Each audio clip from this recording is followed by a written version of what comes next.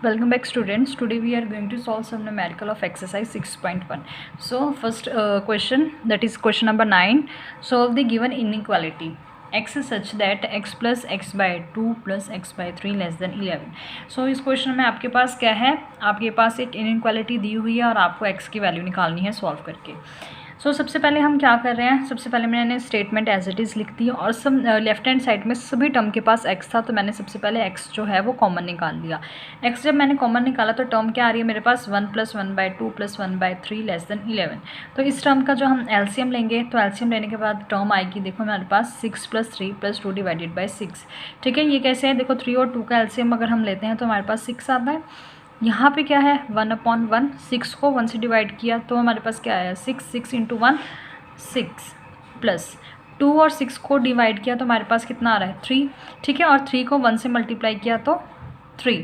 Then 6 को अगर 3 से डिवाइड करेंगे तो क्या आएगा हमारे पास 2, और 2 को हमने ऊपर जो भी न्यूमरेटर होता है उससे मल्टीप्लाई करना होता है, तो यहाँ पे हमारे पास आ रहा है 2. तो यहाँ पे टर्म क्या बन रही है 6 + 3 + 2. क्लियर. सो यहाँ पे ये टर्म इस तरह से आई है. इसको जब हम सिंप्लीफाई करेंगे बेटा तो हमारे पास टर्म क्या आ रही है 6 + 3 + 2 that is 11. 11 × x, 11x divided by 6 less than 11.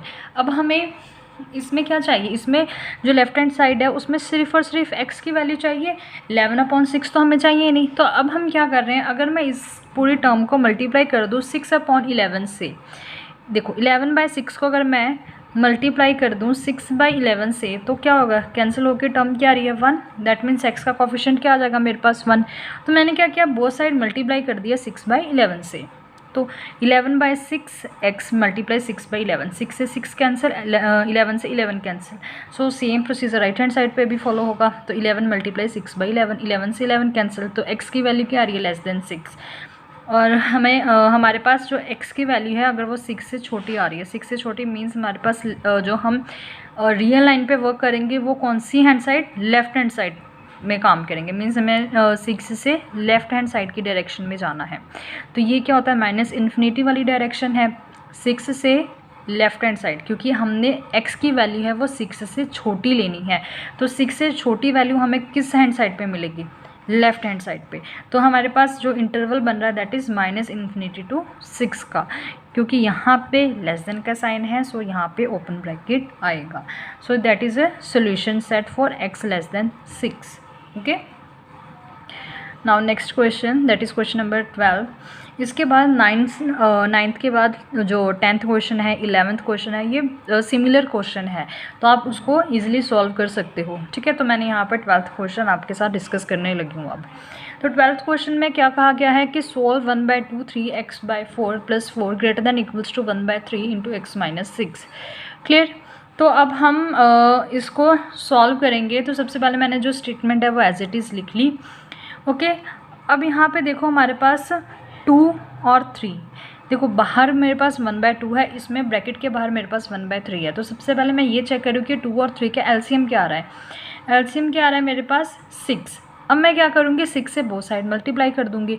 देखो जब मैंने 6 से बोथ साइड मल्टीप्लाई किया तो टर्म क्या बन रही है 6/2 3x/5 + 4 as it is > as it is, क्योंकि मैं पॉजिटिव साइन के साथ मल्टीप्लाई कर रही हूँ. अगर मैं यहाँ पे नेगेटिव साइन के साथ, दैट मीन्स अगर मैं -6 के साथ मल्टीप्लाई करती तो ये जो > का साइन है वो लेस देन = में चेंज हो जाता.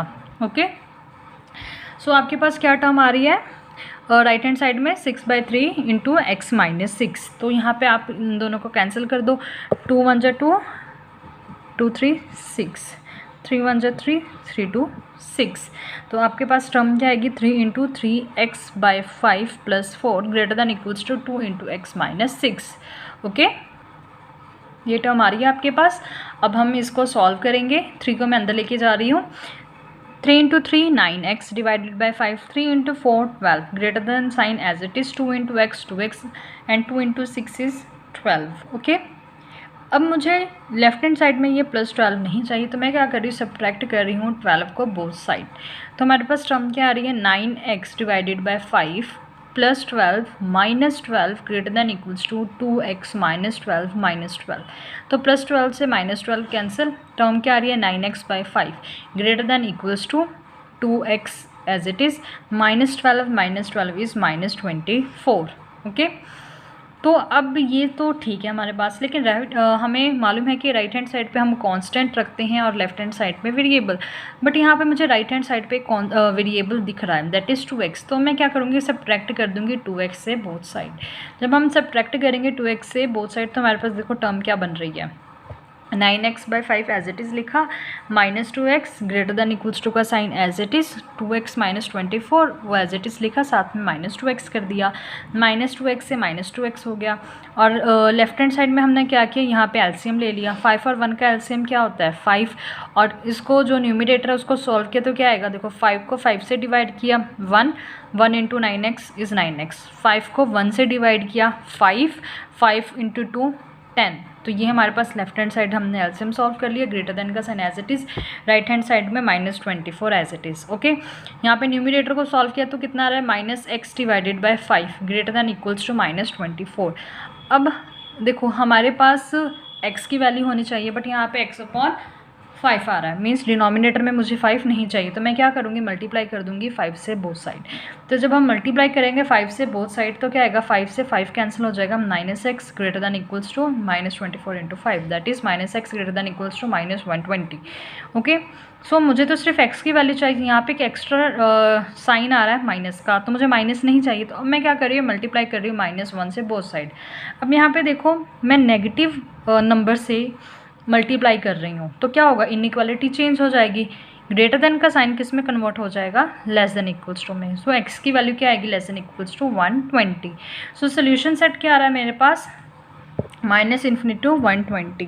क्लियर, क्योंकि उन्होंने बोला है कि x की वैल्यू है that is less than equals to 120।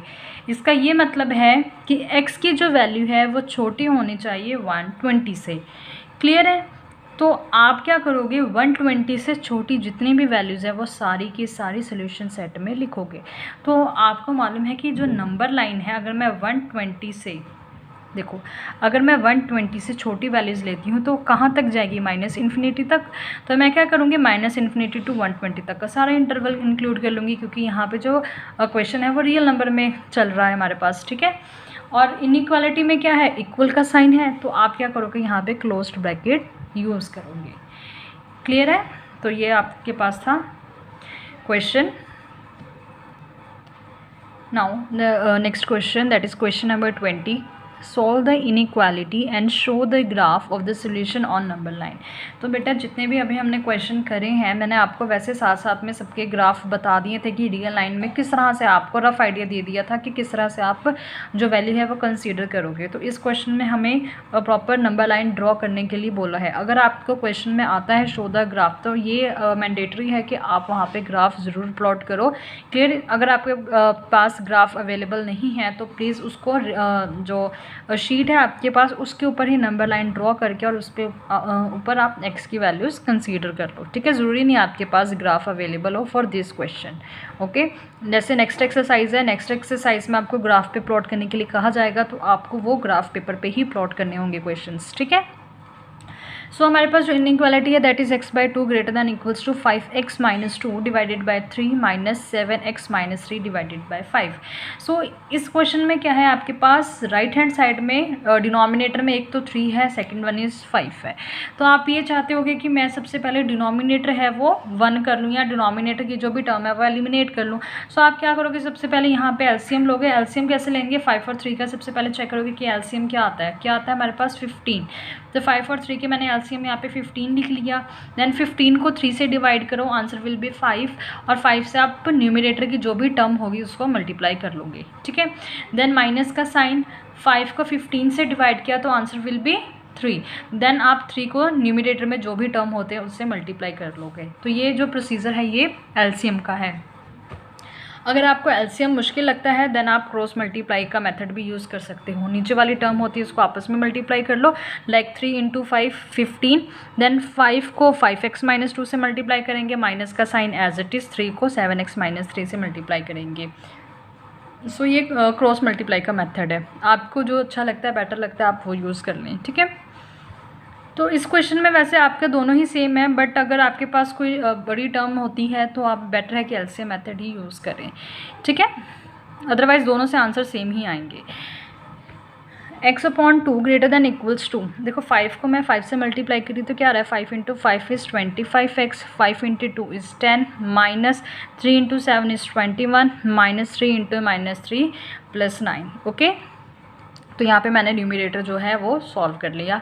x/2 greater than equals to 25x - 21x that is 4x and -10 + 9 is -1। Okay, तो यहाँ पे आपके पास जो क्वेश्चन आ रहा है दैट इज़ जो आपके पास टर्म बनकर आ रही है वो आ रही है x/2 greater than equals to 4x - 1 divided by 15। So denominator में आपको 2 और 15 नहीं चाहिए, तो आप क्या करोगे, ये 15 को दूसरी साइड ले जाओगे, तो यहाँ पे 15 × x आएगा, और ये जो 2 है यहाँ पे लेफ्ट हैंड साइड में डिवाइड में है, वो राइट हैंड साइड में जाके मल्टीप्लाई हो जाएगा। जैसे आप सिंपल इक्वालिटी में करते हो, like x/2 is equals to 3/5 है सपोज, तो आप 5 को इधर लेके जाओगे तो क्या आएगा, 5 × x इज इक्वल्स टू 3 × 2। यहाँ पे डिवाइडेड टर्म दूसरी साइड जाके मल्टीप्लाई होगी।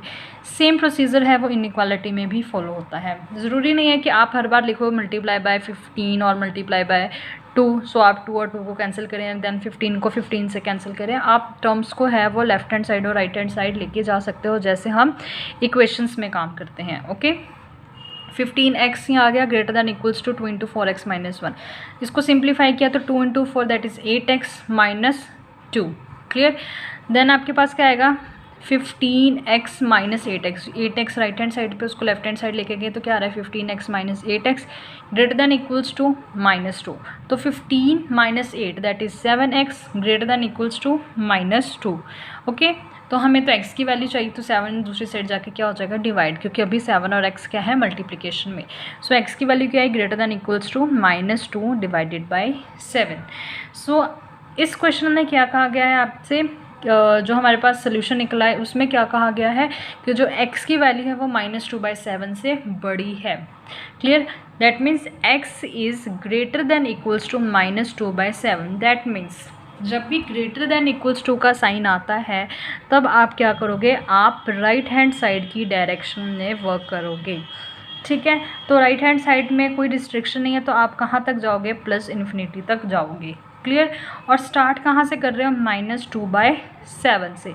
अब यहाँ पे क्लोज्ड ब्रैकेट आएगी कि ओपन ब्रैकेट आएगी, ये डिपेंड करता है यहाँ की इनइक्वालिटी पे, कि ग्रेटर देन इक्वल्स टू का साइन है तो क्लोज्ड आएगा, और सिंपल ग्रेटर देन का साइन है तो ओपन आएगा, और ग्रेटर देन इक्वल्स टू का साइन है तो क्लोज्ड ब्रैकेट आएगी।